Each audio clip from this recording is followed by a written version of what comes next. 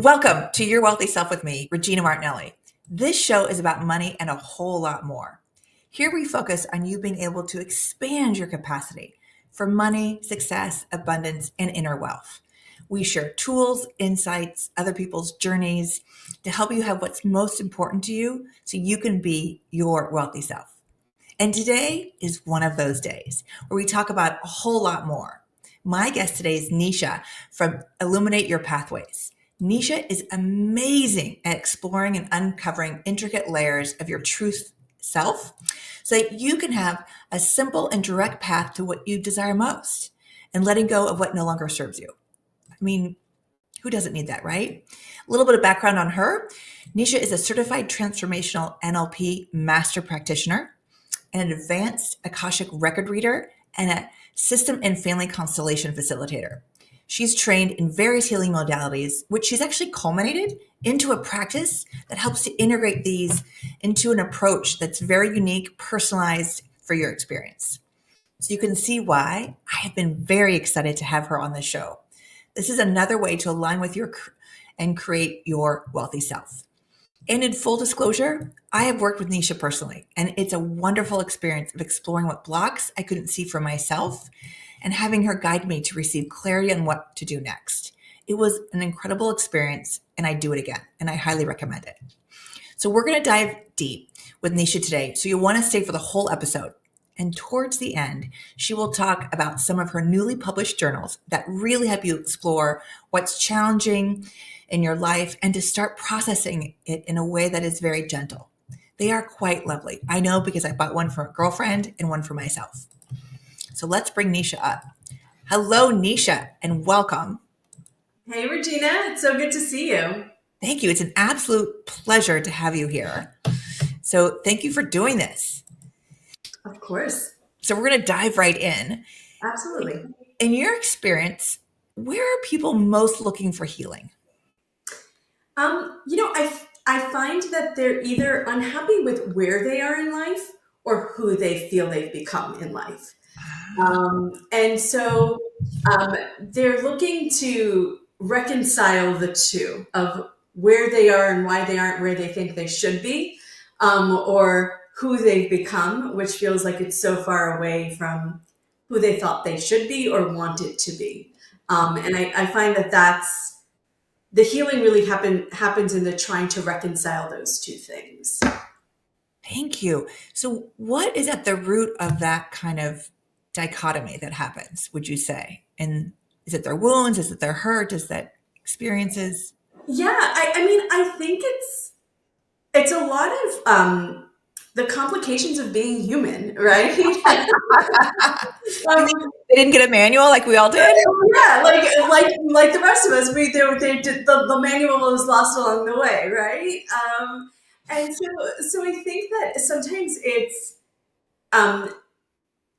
just chugging along in life, right? It's having a career and having a family, and then losing themselves and like what they want and like what their dreams were, or never having actually had the permission to even explore that when they were little.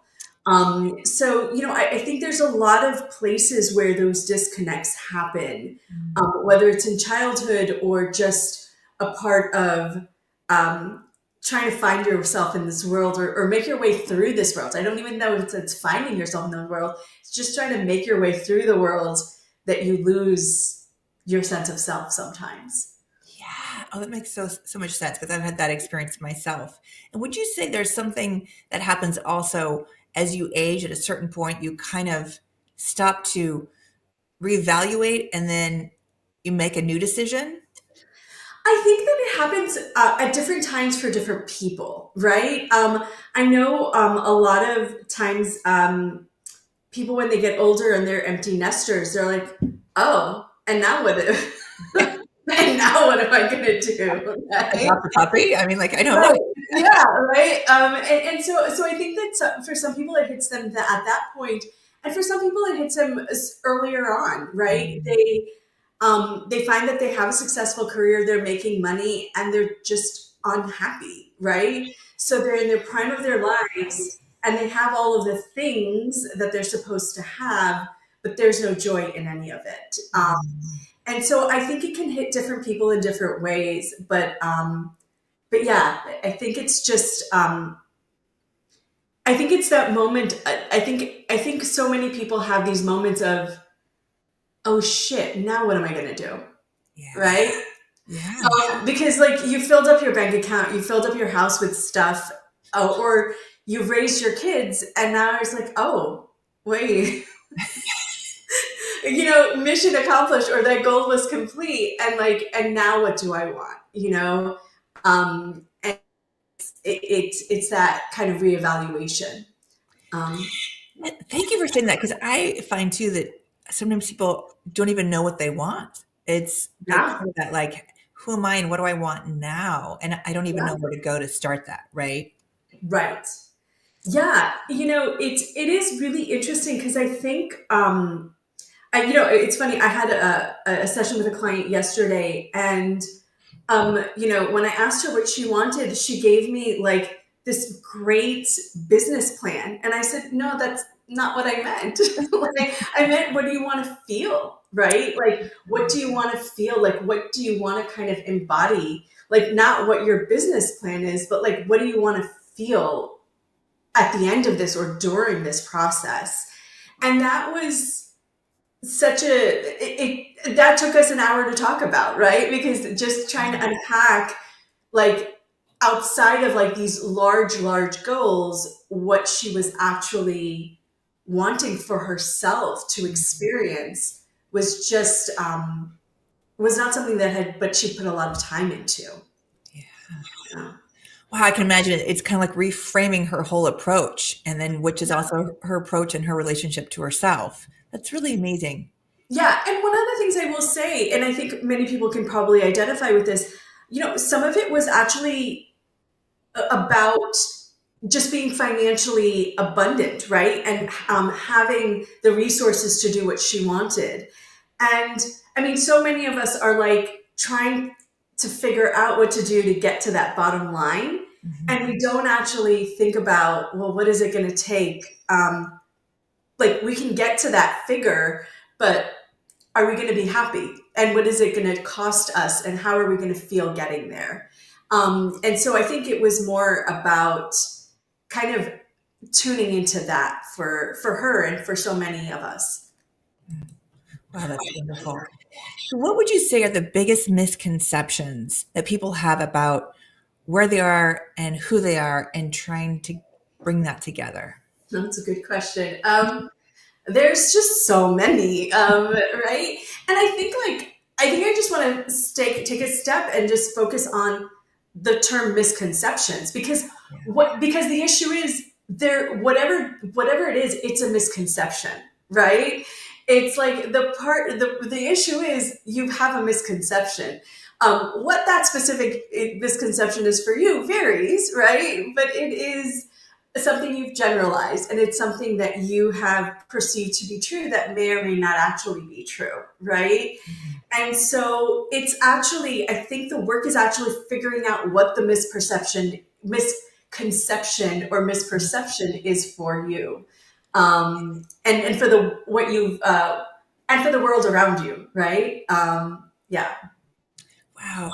Yeah, because when we do have a different perceived concept or perception of who we should be or how it should be, right. that starts to create that tension. And we're like, well, we're not, what's going on here? I'm not where I should be. And it creates this whole other avalanche. Right. And so one of the things I can definitely speak to is, as a daughter of immigrant parents, there is definitely a divide between what I think my life should be versus what my Muslim Indian parents think my life should be, right? Mhm. They're two different conceptions of life and living, and joy, and just all of these things, right? And so I think if I was a different person and I was trying to adhere to their version of what life should be, I would be incredibly miserable. Yeah. And I think that sometimes that's the issue, is, whose life have you been trying to live, Yeah. right? Is it your parents' life? Is it society's life? Is it trying to keep up with your coworkers and keep up with the Joneses. Like, whose life are you trying to live? Because it's not yours. And that's where the misconception starts, is that in order to be happy, I have to be like. Yeah. That's such a great point. And then we find as we go down that path of trying to be like someone or something else, that tension builds, that anxiety, that Yeah, overwhelm, that imposter syndrome, all that stuff, because we're not aligned with absolutely. who we actually are and Yeah, our own gifts and our own joy that we bring the world. 100%. Wow. Yes. So, Nisha, in what ways are people trying to heal themselves that isn't working? Like, what things have you seen that people are like, oh, I'm going to try this, I'm going to try this. And, Yeah. those common or popular methods aren't necessarily getting them the results that they desire. Yeah, it's interesting. I think sometimes it's going back to this, I should be like this, right? And so it's, well, then I should do therapy like them. I should do ayahuasca like them. I should, do this. They try to adapt other people's healing modalities and healing things. And sometimes it can be helpful because you can start throwing spaghetti on the wall and something could stick. But rather than taking a moment and really saying, try to be with the emotion and see, what is it that I need? What is it that really wants to be healed? And what feels most healing for me? Um, I think that sometimes people try to heal the way others have healed, or to make their healing look like other people's healing. And that's actually just kind of going along the same path of, well, that stuff doesn't work for me, or I'm different, or I can't be healed because they were healed but I can't be healed. So it's kind of that narrative, that I think is so heartbreaking sometimes. Yeah, because it's funny because we are kind of raised in a scholastic system where it's like, here's how you get the grade. Here's how you go about things. Here's how you approach a job or education or a skill. And then we go, okay, well, here's how we approach happiness. It's kind of like what we've been conditioned, right? Yep. And then you go and check those boxes and you realize that's not for me. And you didn't realize it didn't have to be a linear path. It could be all over the place. And it could actually be something that someone hasn't even laid out or ever done before. Absolutely. Yeah. Yeah. Yeah. And I think that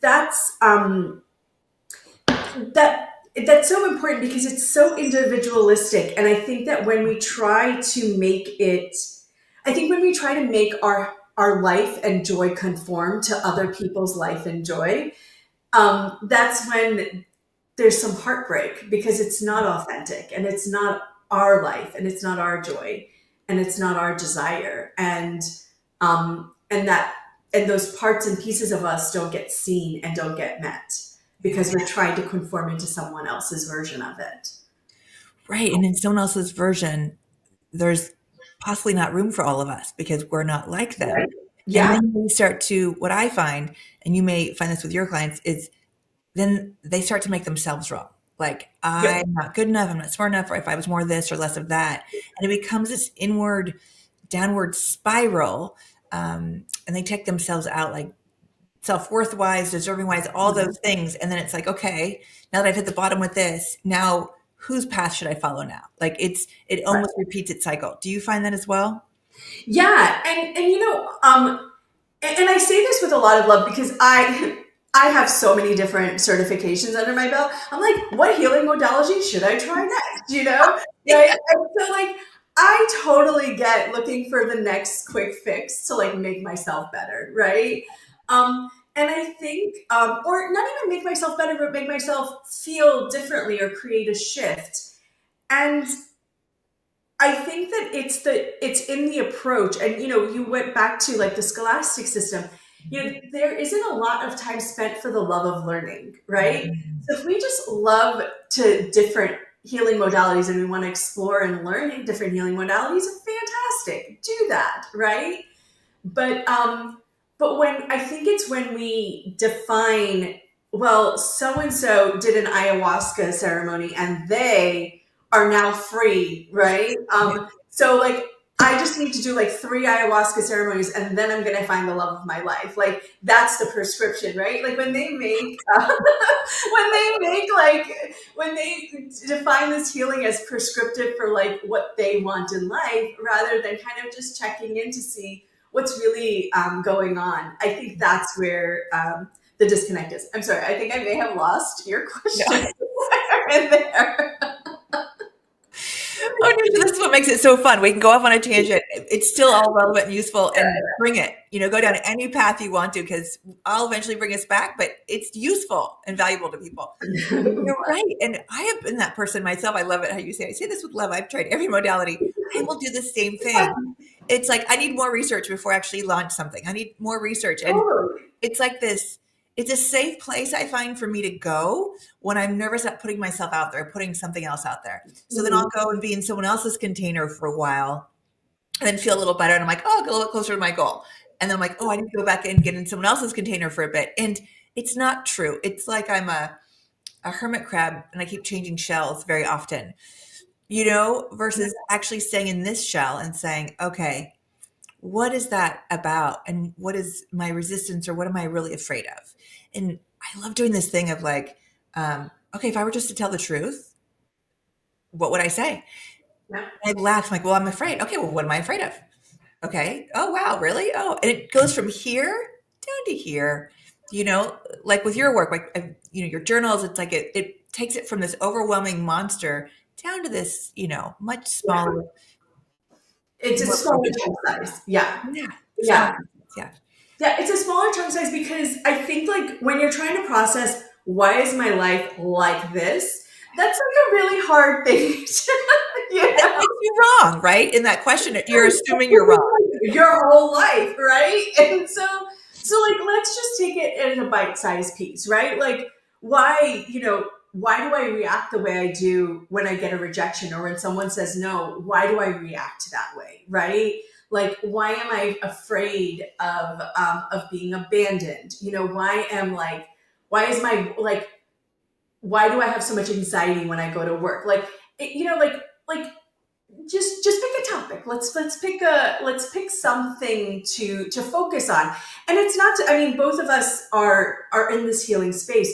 So obviously I find a great deal of value in healing and experiencing different modalities. I think what I was trying to say earlier, and I just want to make sure I'm clarifying, is let your healing path be yours, right? And just allow for the openness of the experience that you're about to embark on, and like allow for it to like unfold the way it's going to, rather than compare it to someone else's journey and path on a similar path or a different path. Right. Oh, that's so well said. Absolutely. And when people are afraid of like trying to get who they are and where they are in alignment, that you do so beautifully, if they stay in this kind of dichotomy, separate parallel lines, what do you see has them like, what is, how do I say this? What are the long-term impacts of that, of not addressing it, those inner worlds? Yeah, I think I want to answer the question a little bit differently. Right. And so, one of the things I found is when I see there's a continued misalignment, it's because people don't want to do things differently, right? So they want different results, but they don't want to have different actions. And so the long-term results, going back to your original question, was that they keep having the same results, right? Like, so like, sometimes if you don't want to like actually, like Einstein said, insanity is doing the same thing over and over again and expecting different results, right? And so it's, I find that not bringing those into alignment really just gets you more of what you didn't want and more of the same, right? And so if you want things to be different, then do what it takes to get it integrated. And sometimes it's a behavioral shift, sometimes it's an emotional shift, it's an energetic shift. A lot of times it just begins with reaching out for help, right? And yeah. Wonderful. So that kind of parlays us into, if people don't know where to start to address Mhm. these inner tensions to bring in the alignment, where do you suggest? What's their first couple steps, or even first step? I think it's what I said earlier. Like, find your chunk, right? Like, find your biggest owie chunk, or even just maybe it's not even the biggest owie. It's the most. It's the pain you're willing to approach and handle. Because if it's something that's really deep, maybe it's daunting and you're not ready to really to tackle it and really go with that, right? So like find something that you're willing to maybe even just feel like complete. Like I want to like never have this experience. I want to complete whatever this lesson is. I want to I want to stop learning this lesson, right? Like maybe that's a good question. Which lesson do you want to stop learning, right? Like, which class do you want to just take the final and just be like, I am done. No more lessons, no more repeats of this class, right? No more summer school.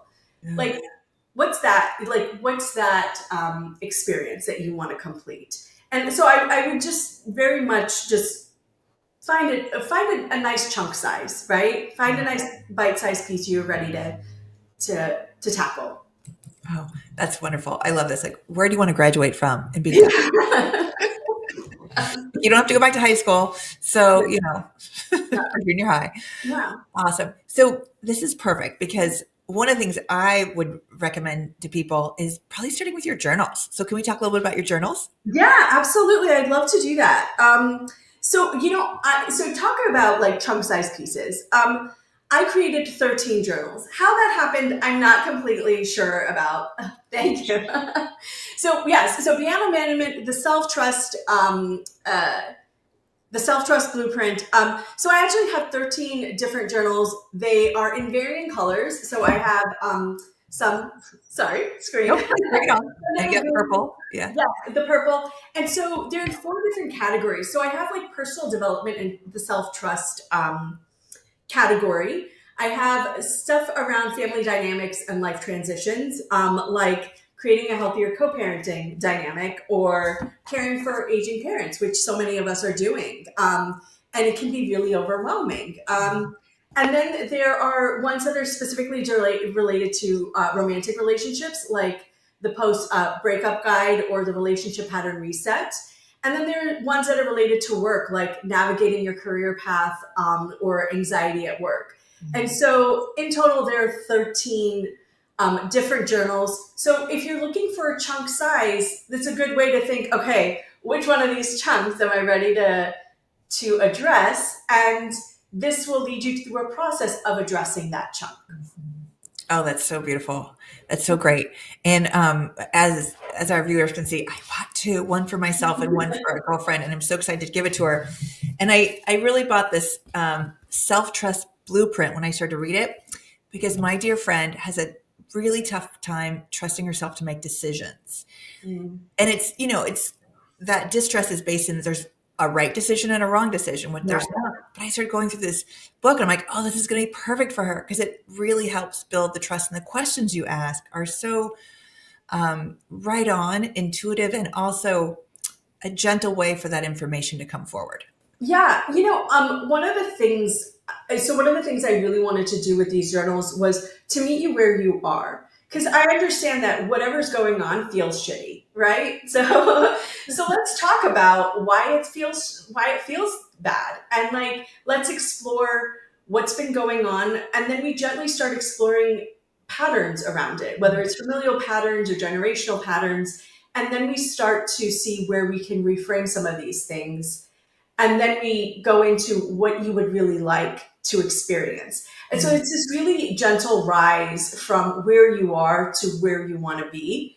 And it's broken up into 10 different sections. And you can definitely learn more when you click on the website Regina will provide. But it's this gentle path with over 50 prompts to really take you through the process. Yeah, there's a website there for people. Well, I want to say thank you, Nisha, so much for being here with us today. It's been amazing. And I cannot wait to continue talking more about healing ourselves, transforming our experience through your work, and more into your journals. So find Nisha and her lovely journals at illuminateyourpathways.com. And if you got something out of today's show, please share this episode with someone who could benefit from it. Please send your questions or comments to yourwealthyself at e360tvlive.com. And know, I love and adore you. You are an incredibly beautiful and precious being, and your journey is worth walking.